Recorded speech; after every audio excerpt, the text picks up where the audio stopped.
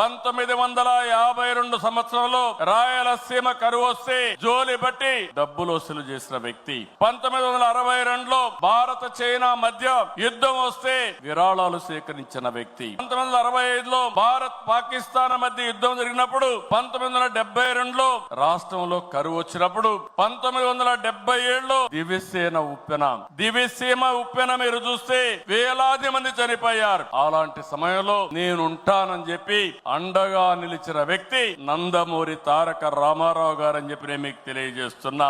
మార్చి 29, 1982 Telugu Desam party ఏర్పడిన రోజు. నిన్న మార్చికి 43 సంవత్సరాలు. ఇప్పుడు మిమ్మల్ని చూస్తా ఉంటే రోజు రోజుకు మీ ఆదరణ పెరుగుతా ఉంది. 4 దశాబ్దాలైంది. ఎన్నో మైలురాళ్లు దాటాం, ఎన్నో విజయాలు, ఎన్నో అనుభవాలు.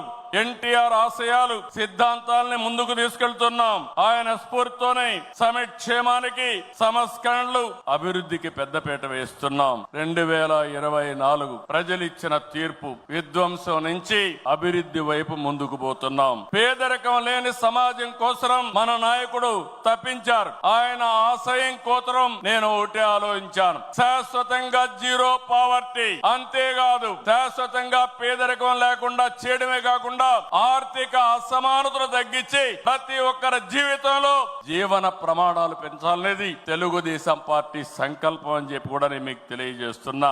అందుకే నిన్నే మనం చూసాం, ఈ రోజు కూడా మనం కంటిన్యూ చేస్తున్నాం. నా తెలుగు కుటుంబం 6 శాసనాలు, ఈ 2 కూడా ఒక గేమ్ చేంజర్ గా తయారవుతాయి. నేను ఏ మాత్రం అనుమానం లేదు, మీలో స్ఫూర్తి చూస్తున్నా. ఎన్టీ రామారావు గారి ఆశీస్సులు ఉన్నాయి. మనం అందరం కష్టపడదాం. 2047కి ప్రపంచంలోనే ఒక అగ్రజాతిగా తెలుగు జాతి తయారవుతుంది. ఇది ఒక సంకల్పం.